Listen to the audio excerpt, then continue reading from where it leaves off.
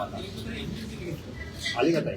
कसं असतं की हा MPAचा विषय आहे आणि तुकाराम मुंडे साहेबांचं काम या विभागामध्ये किती चांगलं आहे अख्ख्या महाराष्ट्राला त्या ठिकाणी आणि मग त्यांना तीच विनंती करण्यासाठी आम्ही होतो की आम्ही जे आपल्याला कंप्लेंट पत्र देतो आहोत आम्ही समजू शकतो MPSC स्वायत्त संस्था आहे मी तिथं काही बोलू शकणार नाही पण आम्ही दिलेलं पत्र हे नक्कीच तुम्ही त्यांना पाठवू शकता. तुम्ही जर बघितलं असेल याच्या आधी सुद्धा अजून काही लोकेश पाटील आहे नंतर गौरव पाटील आणि ऋषिकेश दोन जे युवा आहेत त्यांनी एक पत्र तुकाराम मुंडे साहेबांच्या ऑफिसला दिलं होतं 21 तारखेला आणि त्याच दिवशी संध्याकाळी तुकाराम मुंडे साहेबांच्या ऑफिसने MPSC आयोगाला ते पत्र आणि ते सगळे पुरावे तिथे पाठवले होते आणि तुमच्या लेवलवर तुम्ही निर्णय त्या ठिकाणी योग्य पद्धतीचा घ्यावा अशी विनंती केली. आज सुद्धा आम्ही जेव्हा चर्चा केली तुकाराम मुंडे साहेबांचं मत आहे की सिस्टममध्ये म्हणजे सरकारमध्ये जे अधिकारी येतात ते स्पर्धा परीक्षा देऊन पारदर्शक पद्धतीने येणं फार महत्वाचं आहे.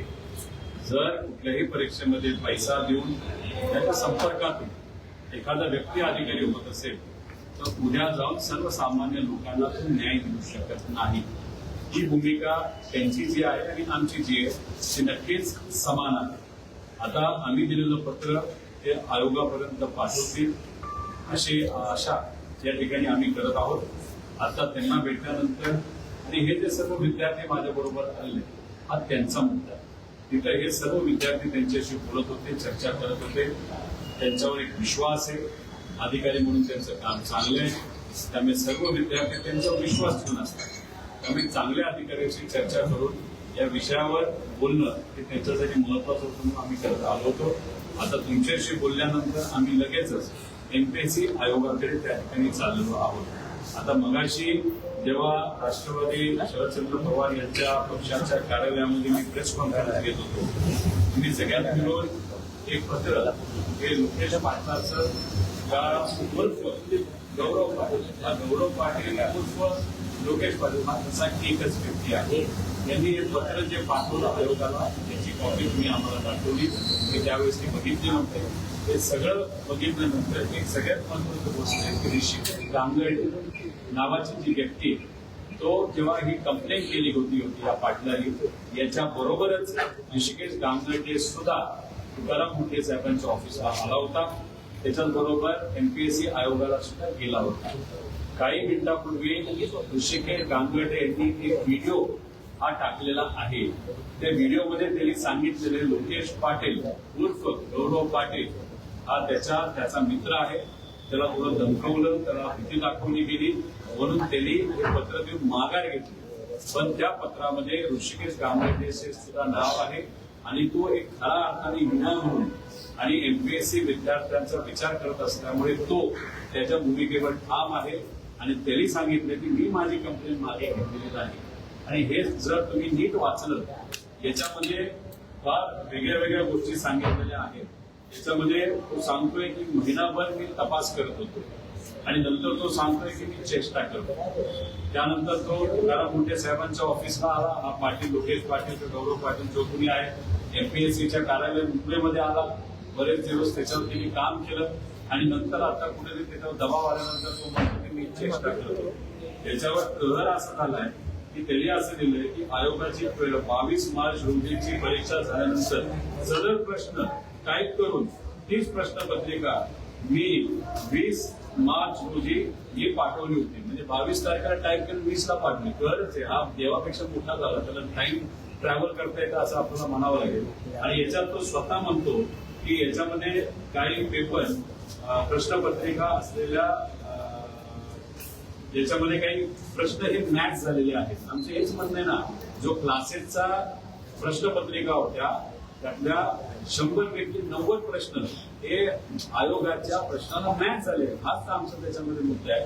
त्यामुळे ऋषिकेश पाटील का गौरव पाटील हे काय आमच्यासाठी महत्वाचं नाही. आमच्यासाठी प्रश्न हा महत्वाचा आहे की या युवांना आता जी शंका वाटायला लागली की MPSCचा पेपर हा फुटू शकतो त्या शंकेचं निरसन होणं हे महत्वाचं. म्हणून आम्ही सर्वजण भेटण्यासाठी आयोगाकडे चाललेलो आहोत. आयोगामध्ये कोण आम्हाला भेटेल का आम्हाला आता सांगता येणार नाही, पण पुढच्या 45 मिनिटांपर्यंत आम्ही आयोगाला नक्कीच त्या ठिकाणी पोहोचतो.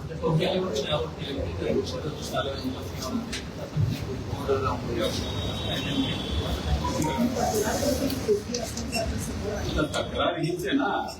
ऋषिकेश पाटील आणि गौरव पाटील आणि लोकेश पाटील हे असं नाव दिलेलं आहे, पण ऋषिकेश गांगेडे हा सुद्धा तक्रार करणारा व्यक्ती आहे ना. या माणसाबरोबर ऋषिकेश गांगेडे सोबत तक्रार केली होती. तो म्हणतो मी तक्रार मागे घेणार नाही, कारण त्याला माहिती आहे युवा कधी घाबरच नसतो. युवाने गेल्या काही दिवसांमध्ये काय संघर्ष करा तुम्हाला सगळ्यांना माहिती आहे. त्यामुळे ऋषिकेश न घाबरणारा व्यक्ती त्यांनी व्हिडिओ केलेला आहे, मी तक्रार मागे घेत नाही. त्यामुळे मग आयोगाला हेच पत्र दाखवून आमचा टाइम वेस्ट न करता जो ऋषिकेश गांगेडे आहे नाही तर आता आम्ही जी कंप्लेंट करत आहोत हे सगळे जे विद्यार्थी आहेत त्याच्यातलेच त्यांच्यावर इम्पॅक्ट आलेलं नाही, त्यांच्या मित्रांवर, मैत्रिणींवर, बहिणींवर अन्याय झालेला आहे. हे लोक त्या सर्व विद्यार्थ्यांच्या वतीने तिथे लढत आहेत आणि आम्ही त्यांना फक्त पाठिंबा देत आहोत.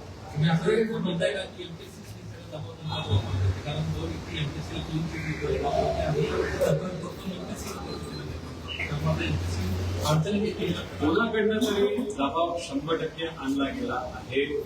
याच्या आधी जेव्हा आयोगाशी काही विद्यार्थी बोलण्यासाठी गेले त्यांनी त्यांना डायरेक्ट सांगितलं जर तुम्ही वेगळ्या पद्धतीची काही तक्रार करत असता, वेगळ्याच काही भूमिका घेणार असाल तुमच्यावर आम्ही कारवाई करू अशी सुद्धा प्रत्यक्षपणे धमकी दिली असं आम्हाला कळतंय.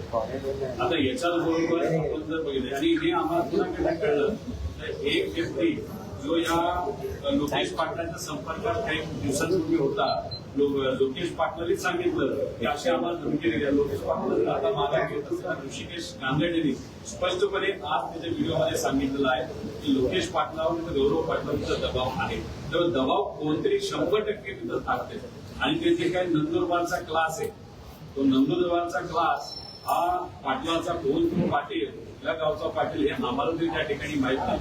योगायोगाने ज्या उमेदवारांचा पेपर ज्या उमेदवाराने हा पेपर शेअर केला तो जो कोणी उमेदवार ती उमेदवार जे कोणी असेल ती स्वतः नंदुरबारची, तो नंदुरबारचा आणि हा पाटील सुद्धा नंदुरबारचा, हा क्लास सुद्धा नंदुरबारचा. हा पाटील नंदुरबारच्या क्लासचा जो प्रमुख आहे तो नंदुरबारचा आहे आणि हे जो याच्यामध्ये ज्यांनी पेपर शेअर केलाय ते सुद्धा जे 6व्या नंबरला निवडून आलेले आहेत, त्यांचं 6व्या नंबरवर त्यांचा नंबर लागलेला आहे ते सुद्धा नंदुरबारचे. कुठं ना कुठे काय ना काहीतरी लिंक आहे, काय ना काहीतरी याच्यामध्ये होत आहे असं आमचं सगळ्यांचं मत आहे.